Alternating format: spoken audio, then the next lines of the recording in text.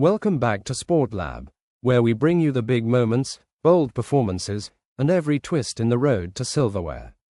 Tonight, it's all about Tottenham, who put one foot in the Europa League final with a commanding 3-1 win over Bodø, Glimt, but left just enough room for nerves in the return leg. Let's dive in. And good to see you. Congratulations. You spoke before the game about just how tough an opponent Bodø Glimt are, about needing something decisive. How do you feel about a 3-1 lead to take back? Yeah, look, I thought in terms of performance, I couldn't ask any more of the lads. We were dominant. We were really well organised defensively, didn't really allow them. I mean, they're quite a dangerous team if they get on a sort of momentum, and we never allowed them to have that. And then we're always a threat going forward. I don't think the scoreline reflects our dominance, but, at the end of the day, what you want to do at the end of the first leg is be in a good position, and we've got ourselves into a good position.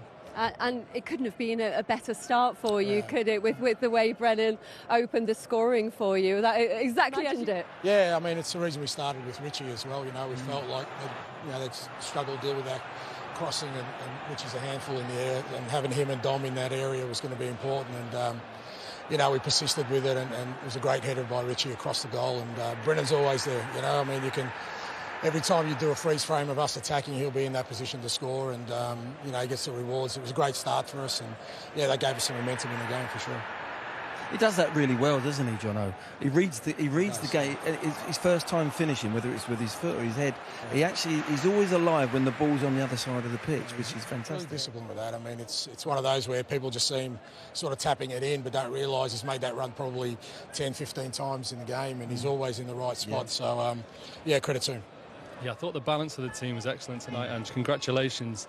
Obviously playing through the way that you like to play and Tottenham like to play, but when the boys, Porro and Romero, managed to get their feet up, that threat of the third-man run was on all night, wasn't it? Yeah, we've been working on that lately, Joe, and especially with Matters in there, and with Dom is such a beast when he gets running that, if teams try and squeeze up on us, we have the ability to play in behind them. And I thought, with Pedro and with Romero, they found Matters twice. He times his runs really well, and he's showing that composure now. I think after being clattered once with the keeper, you get courage. You don't worry about anything else. So it's a brilliant run, a great first touch, and super goal for us. I think it was Rangers as well. It was a great same run, replica. All the time. He likes to he's added that to his game, Matters, really, hasn't he? He has. Like I said, we've been doing some work on it, and we've got some really good passing range from our back four, particularly with Romero and Porro on the right-hand side. And like I said, the timing of his runs is really good, but he also obviously really pleasing for Solanke to score the third goal, but his work goes so unnoticed in terms of he just occupies the two defenders, which allows Maddison to ghost in. But the composure he showed in that penalty, is that something that he showed you in training? Yeah, look, he's got a really strong mindset, Dom. He's a quiet guy, but he's just got a real clear focus, and the way he takes his penalties is really indicative of the kind of person he is. He just gets on with the job. He doesn't, nothing too much phases him. And like I said, he works for the team. I love that he gets the goal, the reward. That's a reward for all the hard work he does. But again, a big moment, same as in Frankfurt. That was an important goal, and when you think about the one we conceded, that becomes really important for us, and we finished it really well. They were both so influential tonight for you, but both had to go off with Ange. What's the latest on that? Yeah, hopefully nothing too serious. It's just the way of our season. Nothing's going to go smooth. Talking to both of them, they just felt a little niggle, and I think it was the right time for us to take them off.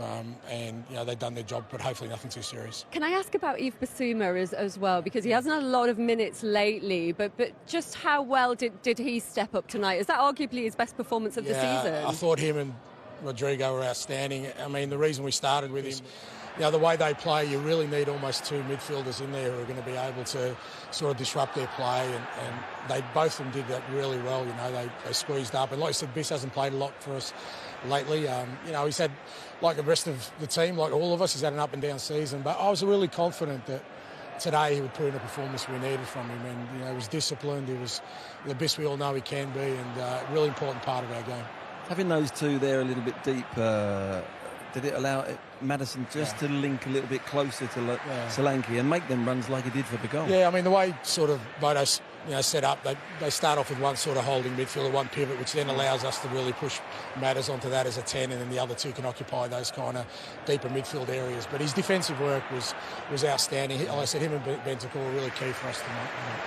Obviously, conceding the late goal was a blow and does change the complexion of it a little bit. Just how disappointing was that for you? Bearing in mind they hadn't really laid a glove on you till that point. Yeah, disappointing from that point of view, in that, hadn't really created much. But, I still walk away from it in terms of performance. I mean, I know when we played Frankfurt here, I thought we were a 3 or 4 goal better team than there and ended up 1-1. But the performance gave us confidence to go to Frankfurt and get a result there. And I think the boys will feel the same today.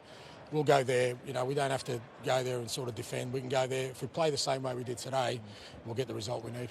And thank you very much. Thanks, congratulations. Thanks, Ange. All the very best. Good to see you, mate. Cheers. Yeah, we're pleased with the performance. Obviously, it's nice to get a lead going away there. We know it's a tough place to go. So, obviously it's nice to have that lead, but we know it's still going to be a difficult game. So, we still know that the job's not done yet. Your goal, your first penalty was in the last Europa League game, scored. Second penalty, next Europa League game, scored again. Must be very pleased. Yeah, no, for sure. It's always nice to score, especially in these big games. It's that little bit more special. So, obviously delighted to get a goal again tonight. At 3-0 up, did the enforced substitutions maybe disrupt the rhythm a little bit? It was so good for 80 minutes, maybe just lost a little bit of control the last 10. Yeah, I think it wasn't obviously not ideal conceding that late on. We wanted to keep the clean sheet and take that 3-0 lead there. But maybe we lacked a little bit of concentration at the end and gave an opportunity to score that goal. Obviously, 3-1 sounds a lot different to us to 3-0, but the late goal that you did concede, how does that change the second leg next week for you? It doesn't change it much. We still know that we need to go there and do the job there no matter the score. If it was 3-0 or 3-1, we still need to go there and put in a big performance. Thanks, Sam. Thank you. It feels a long time ago, that goal, Brennan, but a 3-1 lead from the first leg. How pleased are you? Yeah, we are pleased. I think if before the game someone said we'd have a 2-goal cushion, we'd be happy with it. I thought the performance was good. They're a tough team. There's no reason why they beat all these teams in the past. They're a tough team, and disappointing to concede at the end, but no, we're happy with the performance. You say your goal feels like a long time ago. Glenn Hoddle on our coverage said he wanted a fast start from Tottenham today. 37 seconds though, that is a fast start. Yeah, I didn't realise it was that early, but we said the exact same thing. They're a team who kind of will build in confidence if we give them the time to play, so we knew we had to be on to them straight away, and getting an early goal really set the tempo, and I thought we started really well. Getting that second one as well, you mentioned not giving them time to build because they pressed so high. It felt like there was a focus on maybe going a little more direct. The ball from Pedro Porro to James Maddison almost came off very early on, and then it ended up with a goal again. Yeah, it's something that we work on. I think Maddison scored a few goals like that this season, and he makes that run really well, and Pedro's got such good qualities, so when they get the timing right and Maddison could finish it off, it was a really well worked goal. It's a 2-goal lead, takes to Norway. We'll see you next week. Best of luck. Thank you, cheers. Thank you. It took just 38 seconds for Spurs to say, "We mean business." Brennan Johnson opened the scoring with a sharp header, finishing off a clever assist from Richarlison, who nodded down Pedro Porro's looping delivery. Then it was James Maddison's turn to dazzle. The midfielder controlled Porro's long ball with a velvet first touch before coolly sliding it into the bottom corner. 2-0 Spurs, and perhaps their most composed spell of football all season. Early in the second half, Tottenham pushed the lead to 3. After Christian Romero was taken down in the box, Dominic Solanke rolled in a cheeky, confident penalty to make it 3-0, his first European goal in a Spurs shirt.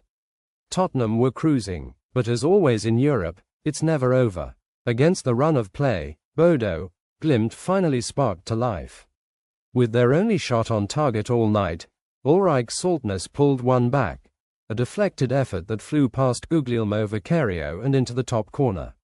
That goal changes the tone just slightly. A 3-0 would have been a fortress. A 3-1, it leaves the window open, especially when you're heading to the Arctic Circle for the second leg. Look, Bodø, Glimt might not be a household name, but don't underestimate them at home. They've beaten Porto, Besiktas, Olympiacos, and Lazio at their own ground.